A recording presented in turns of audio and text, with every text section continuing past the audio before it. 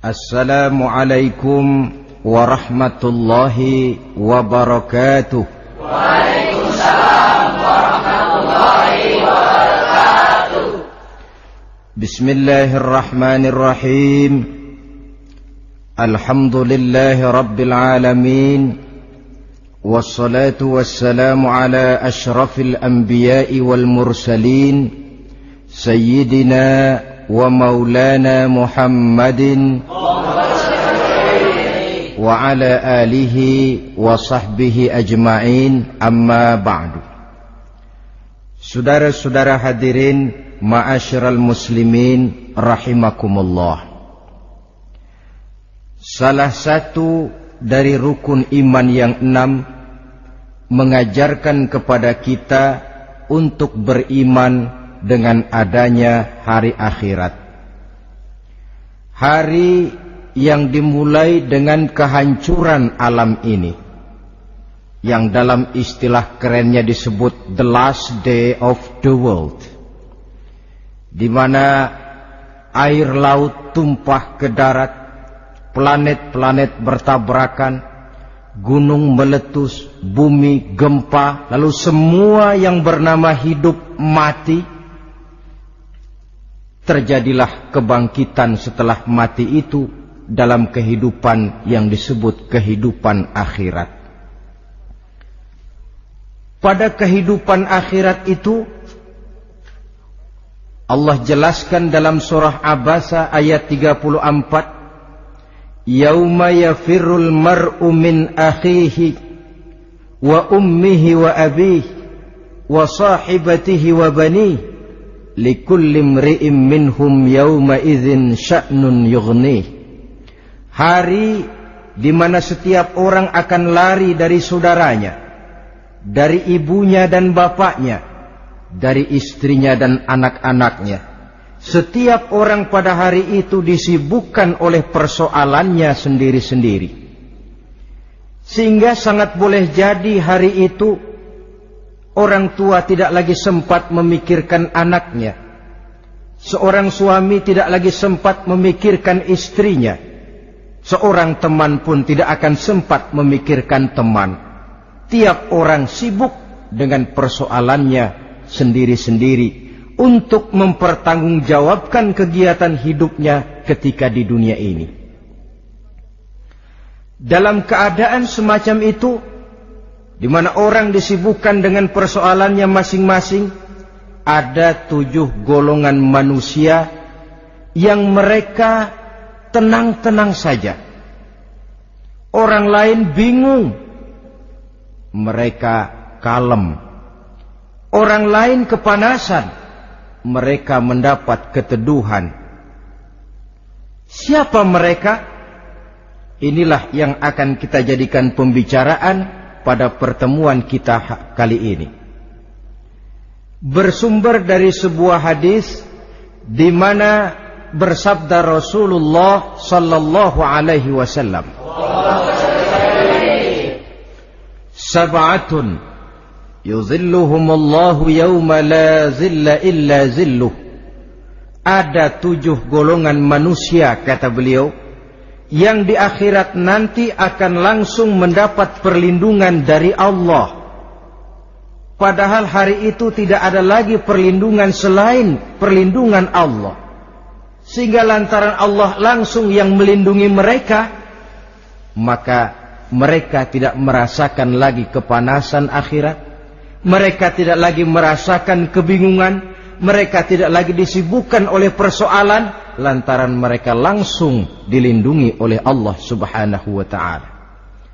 Siapa gerangan yang 7 orang ini? Marilah kita lihat satu persatu dengan harapan mudah-mudahan kita termasuk salah satu di dalamnya. Amin ya rabbal alamin. Manusia pertama yang langsung mendapat perlindungan dari Allah, kata Nabi, imamun adil, pemimpin yang adil. Siapa sih pemimpin itu? Dan apa artinya adil? Saudara hadirin, Secara umum yang dinamakan adil ialah at-tawassut bainal amraini. Orang yang pandai mengambil sikap jalan tengah dari dua persoalan yang dihadapinya.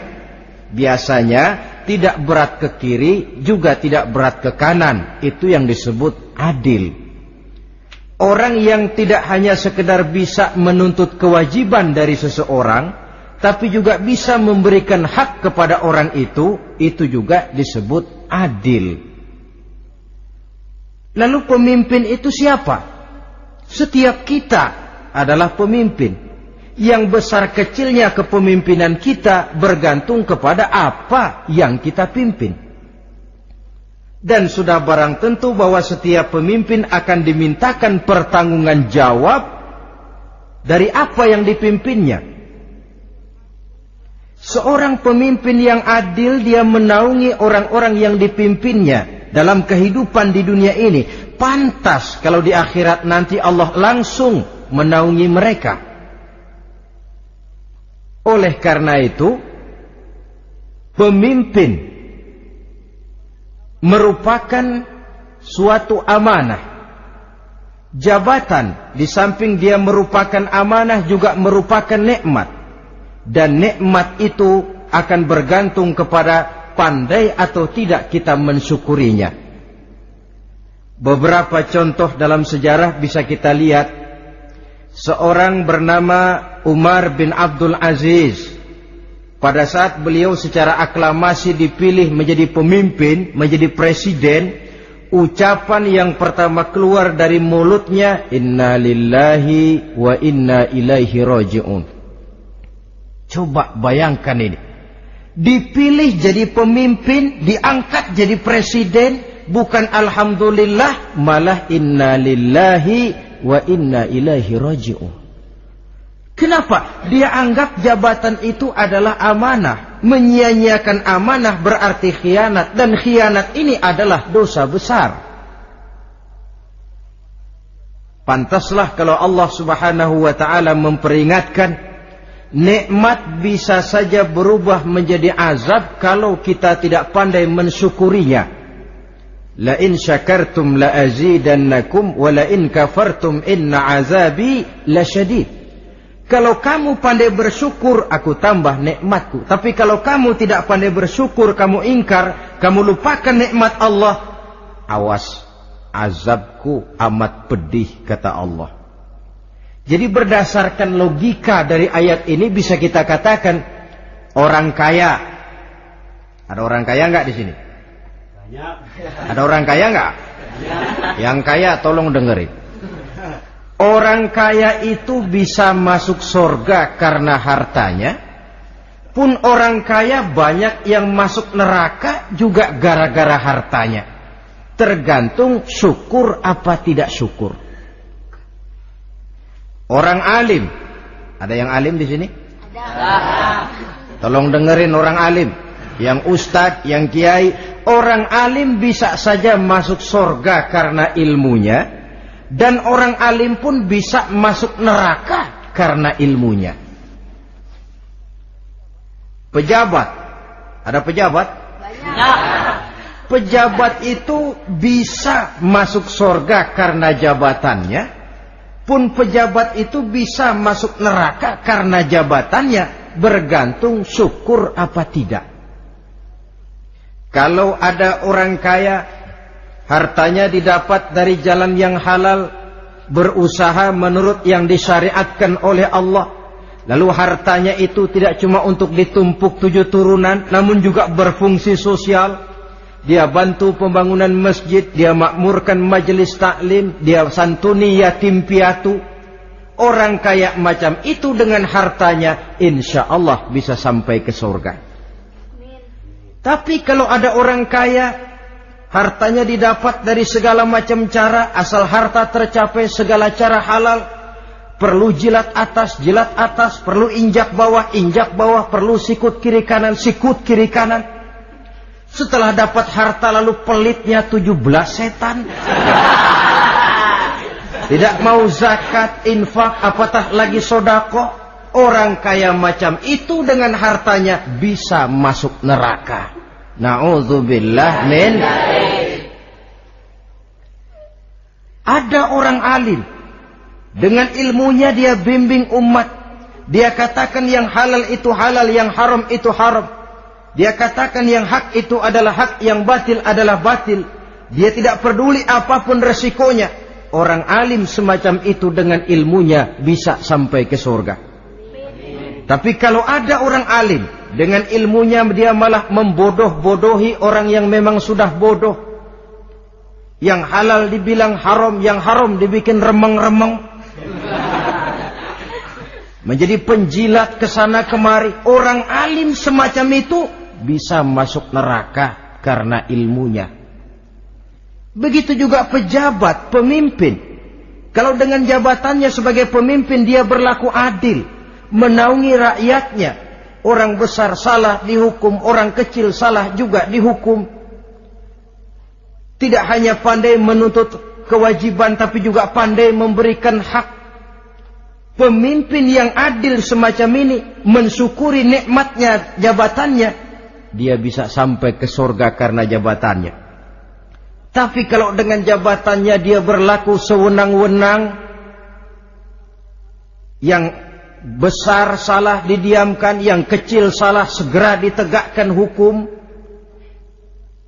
hanya pandai menuntut kewajiban dari rakyatnya tapi tidak pandai memberikan hak, maka pemimpin semacam ini lantaran tidak pandai mensyukuri nikmat, bisa saja nikmat itu berubah menjadi azab. Oleh karena itu saudara-saudara, pemimpin menaungi rakyat, pantas kalau di akhirat nanti Allah langsung menaungi beliau. Siapa pemimpin? Tiap kita. Bapak pemimpin di rumah tangganya, ibu pemimpin bagi anak-anaknya, Pak Lurah memimpin di kelurahannya, Pak Camat memimpin di kecamatannya, pemuda pemimpin bagi dirinya sendiri, akan dimintakan pertanggungjawaban jawab. Kalian para remaja yang hadir di sini memimpin dirimu sendiri.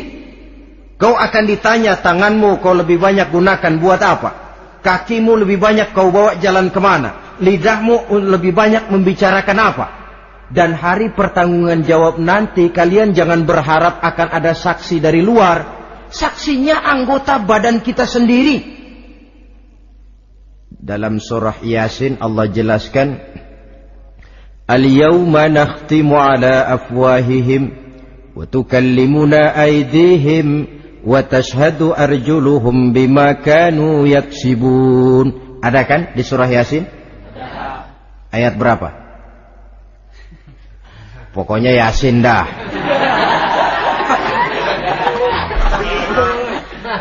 Daripada repot-repot, pokoknya Yasin. Gitu aja biar urusan lancar. Al-yawma nakhtimu ala afwahihim. Pada hari itu kami kunci mulut mereka. Jadi tidak pandai lagi mulut ini bicara. Wa tukallimuna aydihim. Tangan-tangan mereka yang akan bicara kepada kami. Wa tashhadu arjuluhum, kaki mereka akan memberikan kesaksian bima kanu yaksibun, terhadap apa saja yang telah pernah mereka lakukan dalam kehidupan di dunia ini. Hari pertanggungan jawab. Oleh karena itu kalau kita memimpin diri sendiri, berlakulah adil kepada diri sendiri. Nah, lalu masalahnya memang kita mesti adil kepada siapa saja sih? Ada 3 hal pokok yang kita harus berlaku adil. Pertama, adil kepada Allah. Yang kedua, adil kepada sesama makhluk. Dan yang ketiga, adil kepada diri sendiri. Adil kepada Allah artinya apa? Mendahulukan hak Allah daripada kepentingan pribadi. Kalau sudah datang waktu sholat asar misalnya, walaupun sedang enaknya latihan voli, berhentilah dulu sebentar. Sholat kita adil kepada Allah. Adil kenapa? Dalam contohnya dengan sholat misalnya. Sholat itu kan sehari semalam 5 waktu yang wajib. Betul apa betul? Betul. 5 waktu. Lah sholat itu, kalau sholat bagus, taruhlah 7 menit. Kalau sholatnya itu kilat, 4 menit. Ada lagi yang kilat khusus, nggak pakai perangko, 2 menit barangkali selesai. Taruhlah 5 menit kita ambil yang bagus. Kalau 5 waktu kali 5 menit kan cuma 25 menit. Sementara Allah memberikan kita hidup ini 24 jam sehari semalam. Cuma 25 menit diminta untuk ibadah kepadanya. Tidak sanggupkah kita berlaku adil? 25 menit ini untuk menghadapmu ya Allah. Sementara engkau telah memberikan restannya 23 jam 35 menit untuk hidup. Dalam sehari semalam. Mendahulukan hak Allah daripada kepentingan pribadi. Adil kepada Allah. Adil yang kedua, adil kepada sesama makhluk. Adil kepada manusia, adil kepada binatang, adil kepada alam. Yang kalau prinsip keadilan itu kita langgar akan membawa efek bagi diri kita juga. Manusia sekarang kan tidak adil kepada alam. Misalnya apa? Hutan ditebangi secara liar. Gunung-gunung menjadi gundul. Akibatnya ketika turun hujan terjadi erosi. Banjir melanda kemana-mana. Tanah longsor terjadi. Akibatnya terkena manusia juga. Kalau mereka sudah tidak menjaga keseimbangan alam ini. Adil kepada orang lain. Apakah itu namanya tetangga, teman, keluarga. Dan yang ketiga, adil kepada diri sendiri. Bagaimana pengertiannya? Mata ini punya hak untuk tidur. Begadang terus tiap malam, tidak adil kepada mata. Nah, ini yang ketawanya paling kencang pasti tukang begadang ini.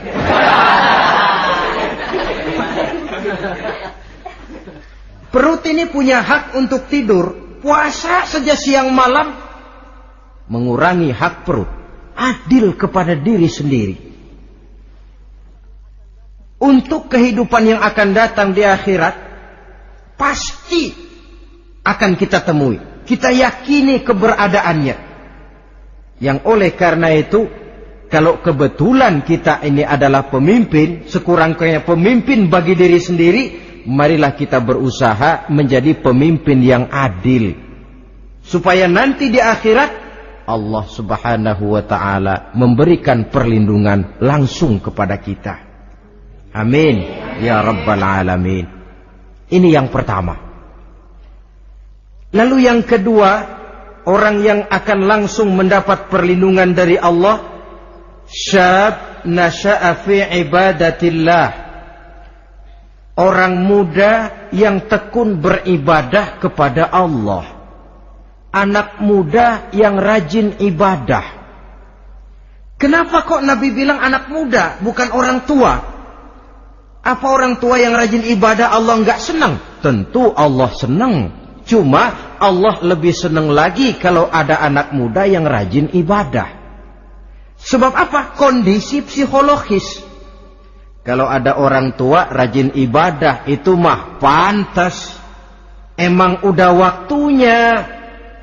Ada orang sembayangnya rajin, masuk masjid, masuk maghrib, keluar isya, malam tahajud, tahlilnya mantap. Umurnya berapa? 70.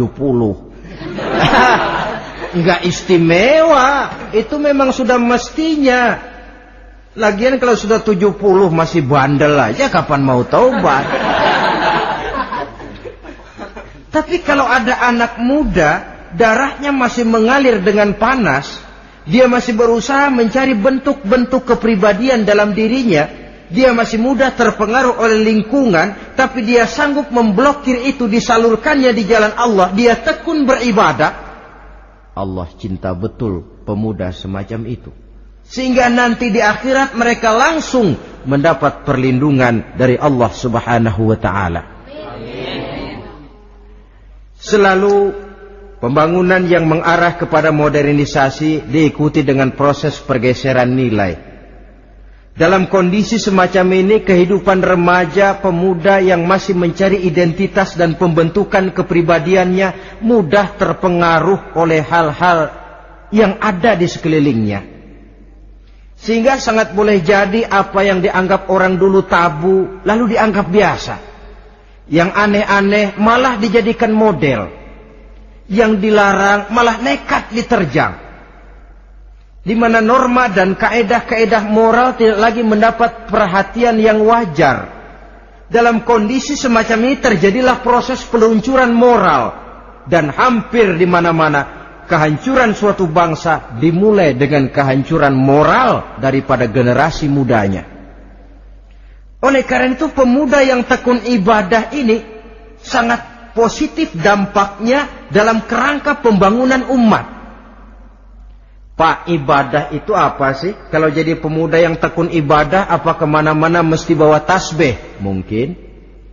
Apa mesti pakai peci terus? Boleh jadi. Apa kemana-mana mesti pakai kain sarung? Ya tidak juga. Ibadah kan artiannya luas. Segala perbuatan yang diperintah dan karenanya bertujuan mencapai ridho Allah, itu bernama ibadah.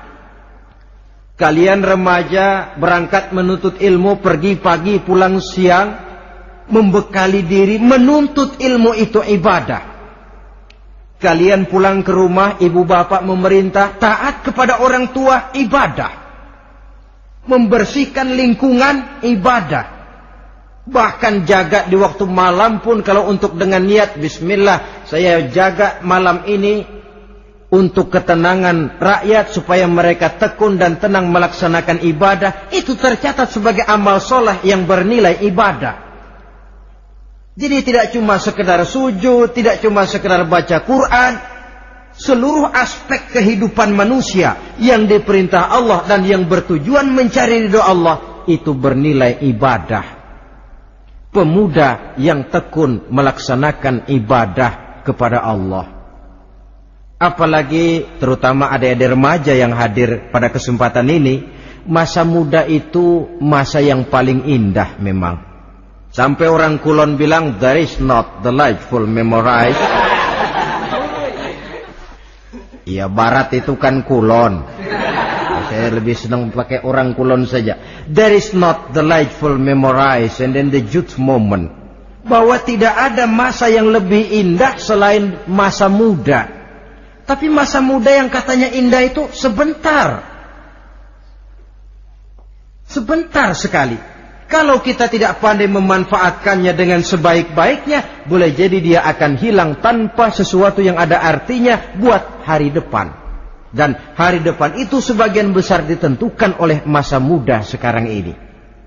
Karena itu kepada yang muda saya berpesan, pergunakanlah masa muda itu dalam ketekunan beribadah kepada Allah. Ibadah dalam artian yang seluas-luasnya. Jangan seperti pepatah orang itu. Kelapa muda katanya kupas-kupasin, kelapa tua tinggal batoknya. Selagi muda puas-puasin, udah tua tinggal bongkoknya. Iyalah, kalau dipuas-puasin dalam arti yang positif, boleh. Mumpung masih muda, puas-puasin nuntut ilmu.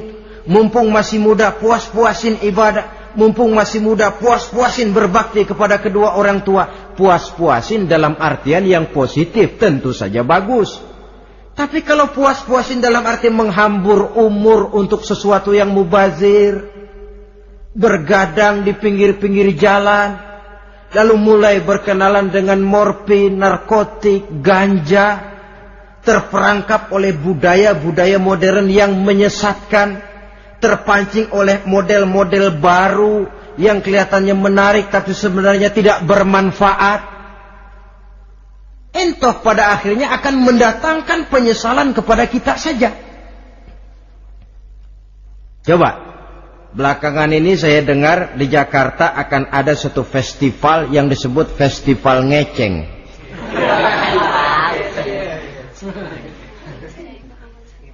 Ngeceng ini kalau bahasa gampangnya nampang. Jadi itu biasanya muda-mudi diri di pinggir-pinggir jalan, pakai kacamata hitam, pakaian warna-warni, rambut dicat sedemikian rupa supaya menarik perhatian. Mereka diri di pinggir-pinggir jalan, nampang, istilah ngepopnya ngeceng katanya. Oh, ini mau diadakan festival, secara langsung atau tidak, festival ini kan mempopulerkan ngeceng jadinya. Yang tadinya orang awam nggak kenal, lantaran diangkat ke permukaan jadi terkenal. Kalau sudah terkenal lalu jadi mode. Kalau sudah jadi mode, latahan. Boleh jadi nanti akhirnya ngeceng masuk desa. Bukan cuma sekedar ABRI masuk desa, bukan cuma sekedar koran masuk desa, ngeceng pun bisa saja masuk desa. Banyak saluran-saluran positif yang sesuai dengan kreativitas jiwa remaja. Ketimbang mengadakan sesuatu yang tidak ada manfaatnya, ketimbang menghabiskan umur untuk sesuatu urusan yang mubazir. Sedangkan umur bukan jatah gratis tanpa batas waktu. Ada pertanggungan jawab. Umurmu kau habiskan di mana? Masa mudamu kau selesaikan di mana? Itu akan dimintakan pertanggungan jawab. Nah, pemuda yang tekun ibadah kepada Allah, dampak positifnya apa? Dia punya sandaran vertikal kepada Allah. Jiwanya besar, jiwanya mandiri. Dan ini yang kita perlukan. Pemuda yang siap jadi pelopor, bukan pengekor. Pemuda yang sanggup mandiri dan bukan membanggakan keturunan leluhurnya. Kata pepatah, wa khairun nasi dzu syarafin qadimin aqama li nafsihi syarafan jadida wa syarrun nasi dzu khumulin idza fakhartahum zakarul jaduda. Generasi yang baik adalah generasi yang punya kejayaan masa lalu, dan buat mereka sendiri mereka mampu mendirikan kejayaan yang baru. Artinya nenek moyangnya memang orang-orang terhormat, tapi dia mampu mandiri mendirikan kehormatan itu bagi pribadinya.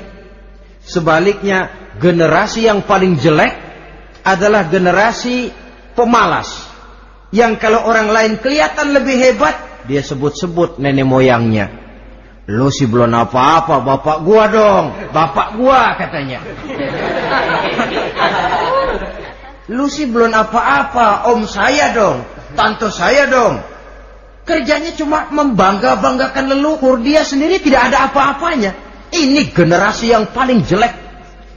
Kalau orang kelihatan lebih hebat, dia sebut leluhurnya. Sementara dia sendiri nol nilainya, tanpa ditunjang oleh fasilitas leluhurnya.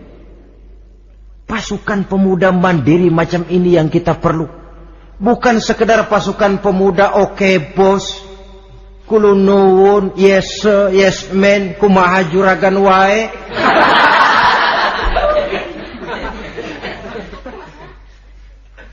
Dan terus terang kita miskin dengan pemuda yang mandiri, yang punya kepribadian, yang berani berkata ya terhadap yang benar, dan berani berkata tidak terhadap yang tidak benar. Dari mana ini didapat? Sandaran vertikal dalam bentuk ibadah kepada Allah akan memantapkan jiwa, membersihkan hati, sehingga dia akan berfungsi seperti radar. Sandaran vertikalnya cuma kepada Allah. Inilah dampak positifnya. Karena itu, tentu saja kita berharap sekurang-kurangnya pemuda-pemudi yang hadir pada kesempatan ini menjadilah pemuda-pemudi yang tekun beribadah kepada Allah. Amin. Amin. Nah, baiklah ya. Itu tadi yang kedua. Kita lanjutkan sekarang yang ketiga. Orang yang akan langsung mendapat perlindungan dari Allah. Kata Nabi, rajulun qalbuhu mu'allakun bil masjid. Seseorang yang hatinya selalu terpaut kepada masjid. Apa arti terpaut kepada masjid ini? Apa orang yang gak pernah keluar-keluar dari masjid? Tentu saja bukan. Apa gunanya di dalam masjid terus kalau kerjanya cuma tidur doang? Maksud terpaut kepada masjid ini, hatinya selalu berpikir bagaimana memakmurkan masjid. Jasadnya boleh saja ada di kantor, boleh saja ada di pasar, boleh ada di sawah, boleh ada di ladang. Tetapi hasil daripada usahanya dia lalu berpikir bagaimana memakmurkan masjid. Sebab apa? Masjid merupakan center of activity, pusat daripada kegiatan umat. Kalau kita lihat fungsi masjid di zaman Rasul, Di masjid beliau berdakwah, di masjid beliau mengatur negara, di masjid beliau mengadakan perundingan, di masjid beliau bermusyawarah dengan para sahabat. Pusat daripada kegiatan umat. Dan memakmurkan masjid ini dasarnya tidak lain karena iman kepada Allah. Prinsipnya bagaimana kita menghidupkan masjid dan bukan mencari hidup di masjid. Kalau sudah prinsipnya dibalik, bukan menghidupkan masjid tetapi mencari hidup di masjid, saya khawatir masjid akan ambruk. Nyatanya kadang-kadang masjid kita ini fungsinya belum maksimal. Kadang-kadang ada kok masjid yang bukanya cuma seminggu sekali. Jumat pagi jam 9 masjid buka, Jumat jam 2 tutup, buka-buka lagi Jumat depan. Seminggu sekali. Kelemahan lainnya manajemen masjid, terus terang sajalah kita bicara. Kadang-kadang pengelolaannya ketua masjid bapaknya, khotib mantunya, sekretaris ponakannya, imam Bilal cucunya. Gak ada orang lainnya. Ya kalau bagus kepengurusannya tidak apalah. Tapi kadang-kadang kelemahannya ialah bagaimana menciptakan manajemen masjid yang baik sehingga masjid bisa berfungsi sebagaimana fungsinya di zaman Rasulullah sallallahu alaihi wasallam. Apalagi belakangan ini ada kecenderungan yang membuat kita optimis, gembira. Remaja, pemuda-pemudi mulai gemar datang ke masjid. Berkumpul membentuk remaja masjid, remaja musola, mengadakan kegiatan majelis taklim yang mingguan, yang bulanan, aksi sosial, yang semuanya bermuara dari kehidupan masjid. Sesuatu yang menggembirakan. Dan sudah sepatutnya para pengelola masjid membuka pintu untuk bisa mengatur masjid menurut manajemen yang diharapkan oleh umat. Karena bagaimanapun di masjid dua jalur komunikasi, bahasa kerennya two-way traffic communication, itu bisa kita laksanakan. Yaitu hablum minallah wa hablum minan nas. Berhubungan kepada Allah dan berhubungan kepada sesama manusia bisa terlaksana di masjid. Berhubungan dengan Allah jelas saja lewat sholat misalnya. Berhubungan dengan sesama manusia jelas saja lewat musyawarah, lewat majelis taklim, lewat kegiatan-kegiatan yang mensyiarkan agama. Dan begitu selanjutnya. Saudara hadirin yang saya hormati, memakmurkan masjid sebagai rumah Allah. Sebab dalam hadis kursi Allah katakan, inna buyuti fil ardi al masajid wa inna zuwari fiha ummaruha. Rumahku di permukaan bumi adalah masjid-masjid, kata Allah. Dan orang-orang yang memakmurkan masjid, orang yang datang ke masjid adalah tetamuku. Kalau Allah memerintahkan kita menghormati tamu, tentu Allah lebih tahu bagaimana menghormati tamunya sendiri. Allah mengajarkan kita, hormatilah tamumu. Sekarang kita yang menjadi tamunya Allah dengan datang ke masjid, dengan memakmurkan masjid, Allah lebih tahu menghormati tamunya. Ini yang ketiga. Yang keempat, hadirin, orang yang langsung mendapat perlindungan dari Allah itu rajulani tahabba fillahi ijtama'a alaihi wa tafarraqa alaihi. Dua orang yang menjalin persaudaraan, yang bertemu dan berpisah karena Allah. Bersaudara karena Allah. Bukan karena orang punya pangkat tinggi lalu kita temani, bukan karena orang kaya lalu kita dekati, tetapi karena Allah. Kau di jalan Allah, mari kau saudara saya.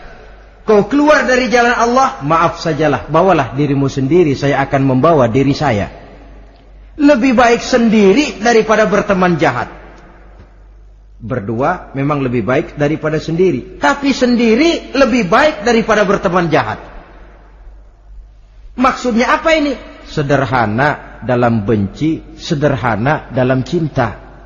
Ukurannya Allah. Al-Quran mengisyaratkan, wa asa an tuhibbu syai'an wa huwa syarrul lakum, wa asa an takrahu syai'an wa huwa khairul lakum. Sangat boleh jadi, kata Allah, kamu menyenangi sesuatu padahal akibatnya tidak baik bagi kamu. Dan sangat boleh jadi kamu membenci sesuatu padahal akibatnya baik bagi kamu. Nah, mari kita lihat. Kalau orang bersaudara cuma karena temannya itu punya pangkat tinggi, saya yakin kalau temannya pensiun, persaudaraannya akan selesai sampai di situ. Kalau kita mencari teman cuma karena dia kaya, satu saat dia jatuh bangkrut, jatuh miskin, persaudaraan akan selesai sampai di situ.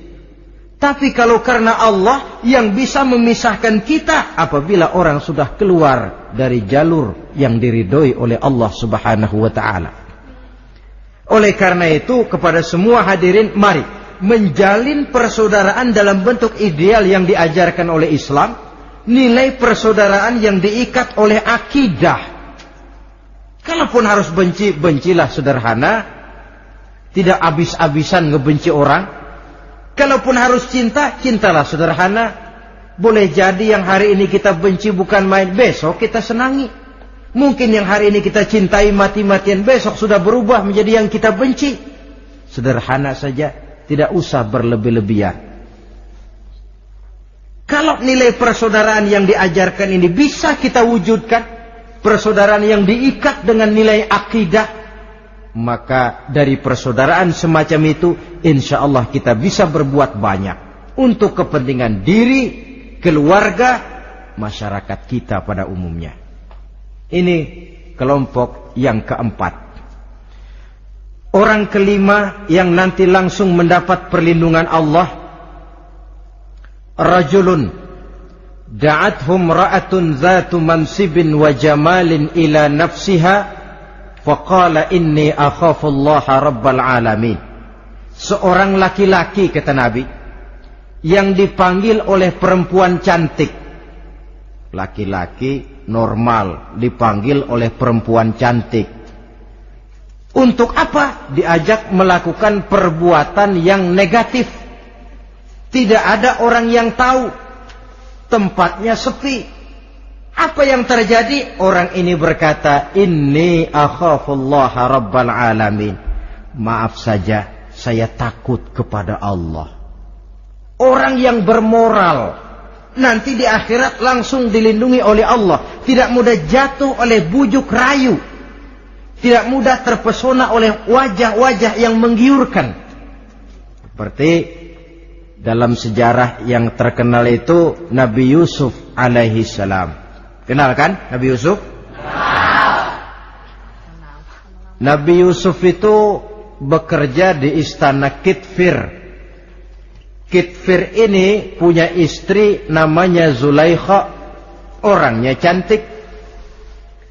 Diam-diam Zulaikha ini rupanya naksir sama Yusuf. Satu hari suaminya tidak ada di rumah, pintu dikunci-kunciin. Setelah pintu semua terkunci, dia panggil Nabi Yusuf, "Hai Talak, Yusuf, sini." Kata Yusuf, "Mau ngapain?" "Pokoknya sini." "Iya, mau ngapain?" "Iya, kayak orang-orang, ngapain sih?"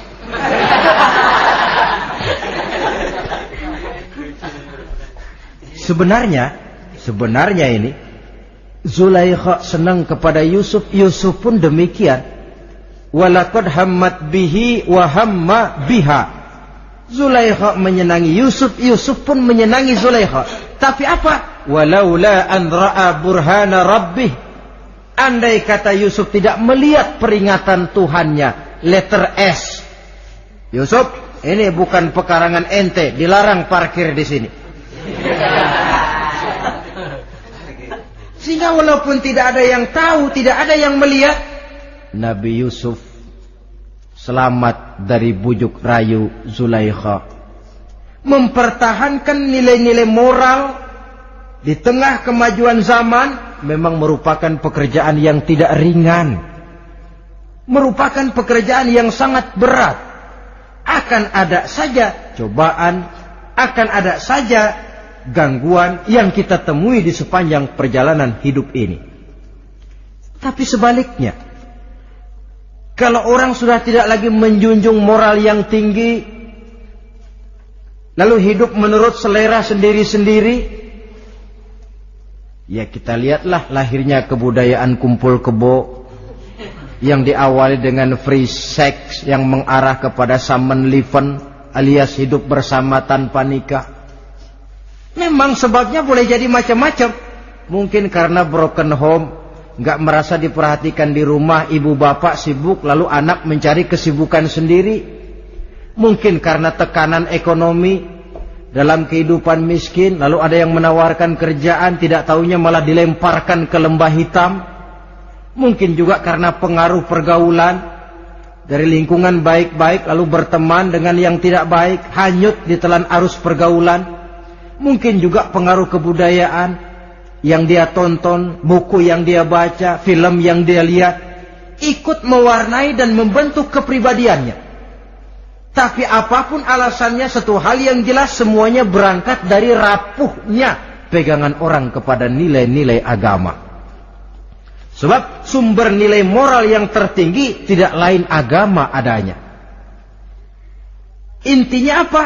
Intinya tidak lain, orang yang beragama itu meyakini bahwa kemanapun dia pergi, dimanapun dia berada, Allah selalu melihat yang dia lakukan. An ta'budallaha ka'annaka tarahu fa illam takun tarahu fa innahu yaraka. Begitu yang kita pelajari dalam ihsan. Engkau beribadah kepada Allah seolah-olah kau lihat Allah. Kalaupun Allah tidak kau lihat, yakinlah Allah melihatmu. Jadi kalau saya sendiri, yang kedua itu Allah. Dibujuk rayu oleh cewek cakep, ayo dah bang, gak ada orang, kita cuma berdua. Dia bilang enggak, kita enggak berdua, bertiga.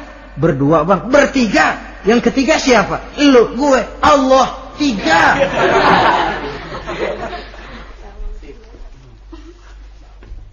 Di kantor mau korupsi, dia kasak kusuk, gerasak berusuk cari apa yang seharusnya menjadi hak orang lain. Tidak ada yang lihat, tapi dia tidak sendiri. Saya berdua. Yang kedua, Allah. Merasakan kehadiran Allah dekat dalam hidup.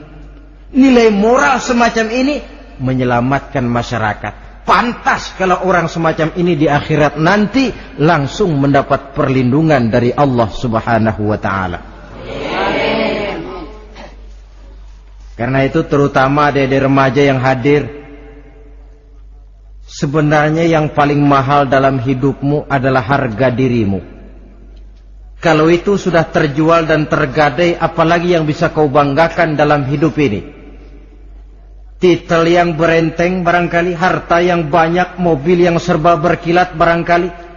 Tidak akan banyak manfaatnya kalau sudah dimulai dengan kehancuran daripada harga diri. Tidak ada yang lebih mahal daripada harga diri. Jagalah itu baik-baik. Pelihara nilai-nilai moral. Makin pandai kau jaga diri, insya Allah makin mahal hargamu. Dalam pandangan manusia, lebih-lebih juga dalam pandangan Allah. Pantas kalau pepatah bilang, innamal umamul akhlaqu ma baqiyat, fa in zahabathumu akhlaquhum zahabu. Suatu bangsa akan tegak kalau dia masih punya nilai moral. Bila hancur moral itu, hancur jugalah ketegakan daripada bangsa itu sendiri. Ini yang kelima. Yang keenam, masih dua lagi. Orang keenam yang nanti akan langsung mendapat perlindungan dari Allah, rajulun zakarallaha khalian fafadat ainahu. Seseorang yang mengingat Allah dalam kesunyian, lalu berlinang air matanya. Tengah malam dia bangun, bertahajud dia kepada Allah. Gemersik tikar tersentuh tangan, laksana lambaian tangan malaikat maut nak datang merenggut nyawa. Terbayang segala dosa dan kesalahan, tergambar semua kekeliruan yang dilakukan dalam hidup. Lalu air mata pun tanpa terasa berurai membasahi pipi. Orang yang mengingat Allah dalam kesunyian. Saudara, tidak ada orangnya itu yang tidak punya dosa. Coba saya mau tanya, yang kumpul di sini ada nggak orangnya yang nggak punya dosa? Tidak ada. Dan memang orang yang baik itu bukan orang yang tidak punya dosa, sebab tidak ada orang yang tidak punya dosa. Orang yang baik adalah orang yang apabila dia melakukan dosa, dia segera sadar, dijadikannya itu sebagai pelajaran untuk tidak diulanginya lagi pada masa yang akan datang. Dengan kata lain, mengingat Allah dalam kesunyian itu artinya bertaubat. Ini kan anak muda sekarang nih, kalau diajak bicara taubat, taubat mah urusan 70 ke atas, Pak. Kita ini masih lama. Padahal masalah taubat bukan masalah tua. Masalah taubat adalah masalah dosa, dan masalah dosa adalah masalah manusia sejak dia akil balik sampai dengan kehidupannya yang sekarang. Sengaja atau tidak, besar atau kecil, ringan atau berat, tiap kita mesti mempunyai yang namanya dosa. Allah Maha penerima taubat sepanjang nafas belum sampai di kerongkongan. Jikalau nafas sudah sampai di tenggorokan, baru kita mau melaksanakan yang namanya taubat. Kasihlah itu.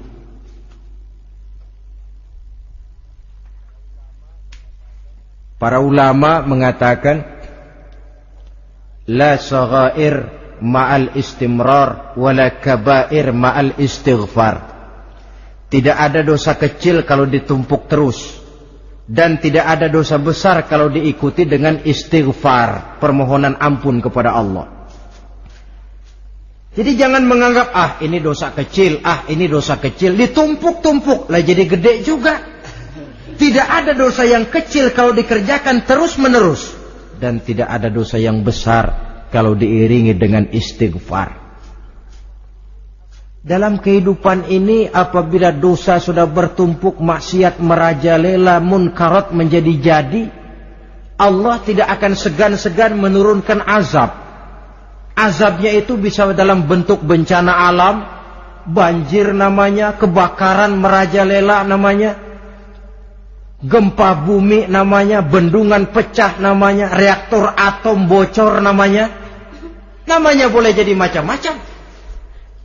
Sebab apa? Al-Quran memberikan jaminan, wa ma kana Allahu liyu'adzibahum wa hum yastaghfirun. Allah tidak akan menurunkan azab selama di tengah masyarakat manusia masih banyak orang yang istighfar kepada Allah. Jadi hakikatnya kita ini berhutang jasa kepada orang yang rajin sujud, rajin mohon ampun kepada Allah. Lantaran mereka barangkali azab tidak diturunkan oleh Allah kalau melihat banyaknya sudah munkarat dan maksiat. Mengingat Allah dalam kesunyian, tengah malam, waktu yang mustajabah, terutama sepertiga malam yang akhir, situasinya lain. Gak percaya boleh coba lah, nyoba kan gak bayar. Coba kalian bangun tengah malam, tahajud, kalian akan menemukan satu suasana yang lain daripada misalnya kalau kalian sembahyang zuhur tengah hari panas terik di tengah banyak orang. Hati bergetar. Segala kekeliruan yang pernah kita kerjakan lalu terbayang, dan air mata tanpa terasa, tanpa diundang bahkan berurai membasahi pipi. Ya Allah, alangkah nikmatnya suasana macam itu. Menciptakan perasaan dekat dengan Allah, terwujud kedamaian batin. Dan ini yang banyak dicari orang sekarang, yang kadang-kadang karena terlalu ingin mencari kedamaian lalu keliru jalan. Yang bertapa di gua-gua katanya nyepi dari kehidupan manusia, memencilkan diri dengan cara-cara yang mereka atur sendiri. Tidak macam itu. Quran punya resep. Ala inna bi dzikrillahi tatmainnul qulub. Ketahuilah, dengan banyak mengingat Allah, hati menjadi tenang, jiwa menjadi lapang, pikiran menjadi damai. Ini resep Islam untuk mencapai ketenangan jiwa. Mengingat Allah dalam kesunyian. Saudara hadirin yang saya hormati, ini aspek daripada ibadah. Jadi dengan kata lain, masalah mengingat Allah dalam kesunyian, mengingat dosa, bukan urusan orang tua, tapi masalah manusia. Siapapun adanya, sejak dia akil balik, mesti entah kecil besar, entah sedikit entah banyak, ada kesalahan yang dilakukannya. Karena itu, kalau kita masih diberikan kesempatan untuk hidup, artinya Allah masih memberikan kesempatan kepada kita untuk memperbaiki diri. Nanti kalau sudah sangkakala ditiup, alam hancur seperti yang saya jelaskan di awal tadi, sudah tidak sempat lagi, yang tinggal menyesal. Ada yang meratap lalu berkata, ya laitani kuntu turaba, dalam Quran. Aduh, andai kata kita bisa balik jadi tanah aja dah dulunya, jangan jadi orang. Kalau dulu kita tetap jadi tanah mah nggak tanggung jawab apa-apa. Dijadiin orang sekarang mesti tanggung jawab. Bagaimana ini? Bingung. Ada yang berkata, ma aghna anni maliyah halka anni sultaniyah. Ternyata harta yang saya bangga-banggakan tidak bawa manfaat hari ini. Ternyata jabatan yang pernah saya duduki malah merusak saya hari ini. Tinggal lagi penyesalan karena kelalaian memanfaatkan waktu hidup dalam kehidupan di dunia ini. Karena itu pandai-pandailah membagi orientasi. Ada saatnya kita sibuk tenggelam dalam berbagai urusan dunia, lain saat tenggelam dalam kefanaan dan kesunyian, membekali diri untuk kehidupan akhirat nanti. Sebentar meninggalkan dunia, rekes kepada Allah, mi'raj, naik menghadap Allah, supaya terwujud keseimbangan untuk mencapai fid dunya hasanah wa fil akhirati hasanah. Kebahagiaan dan kebaikan di dunia maupun di akhirat nanti. Inilah golongan yang keenam. Orang yang langsung mendapat perlindungan Allah, yang mengingat Allah dalam kesunyian. Yang ketujuh, yang terakhir, orang yang langsung mendapat perlindungan dari Allah di akhirat nanti, rajulun tasaddaqa bi sadaqatin fa akhfaha hatta la ta'lama shimaluhu ma tunfiqu yaminuhu. Seseorang yang bersedekah lalu dia ikhlas dengan sedekahnya sehingga tangan kirinya tidak tahu apa yang diberikan oleh tangan kanannya. Orang yang pemurah, orang yang menyadari bahwa apapun yang dia punya dalam hidup ini cuma sekedar titipan. Fungsinya lalu seperti keran, menyimpan air tapi untuk disalurkan lagi kepada orang yang memang memerlukannya. Alangkah nikmatnya kalau Allah memberikan kepercayaan kepada kita untuk menjadi penyalur, distributor rezeki. Kalau kita ingat kemari, berpikir ke sini, kita tidak akan sayang lagi. Enak saja yang peras keringat banting tulang cari rezeki saya, sampean datang-datang mau minta. Lah, mungkin rezeki dia tapi lewat tangan kita. Satu kehormatan dari Allah kalau kita dijadikan seperti keran, menyimpan air tapi tidak untuk dirinya sendiri, disalurkannya kepada orang-orang yang memang memerlukannya. Tidak ada orang jatuh bangkrut lantaran bersikap pemurah, dan tidak ada orang jadi kaya raya lantaran dia bakhil atau pelit bin kikir alias medit.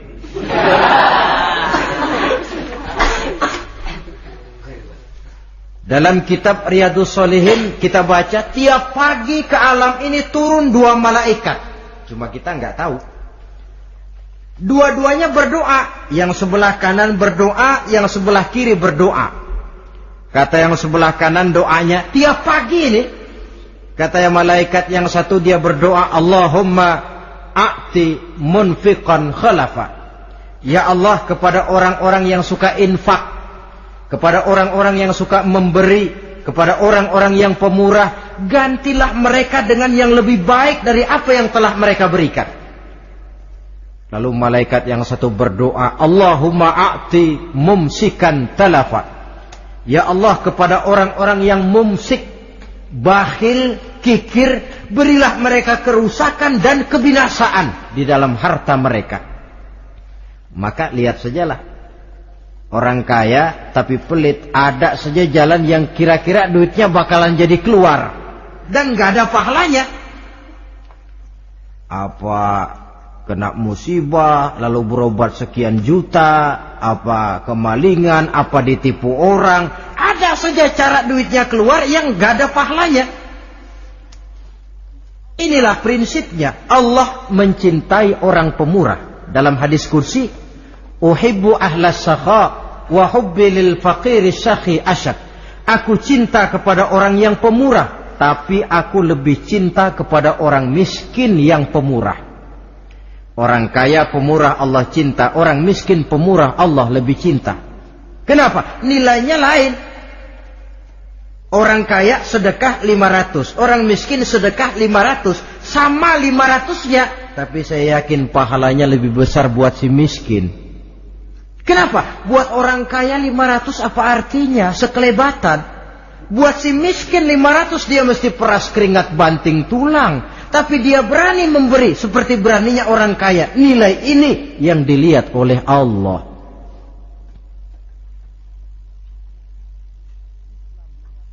Islam mengakui hak milik pribadi, tapi harus berfungsi sosial.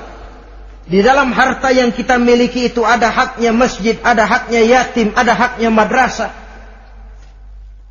Dan Allah subhanahu wa ta'ala bisa, saya katakan di awal tadi, merubah nikmat menjadi azab kalau kita tidak pandai mensyukurinya. Bersyukur kalau diberikan harta artinya mempergunakan harta itu sesuai dengan kehendak yang memberinya. Allah memberikan harta kepada kita. Apa yang Allah kehendaki? Supaya harta itu berfungsi sosial. Milik pribadi silahkan, tapi berfungsi sosial dalam kehidupan.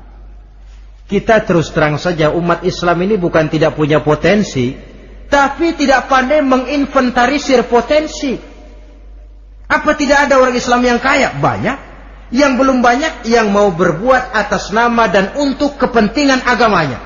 Kalau buat pribadinya berani bukan main.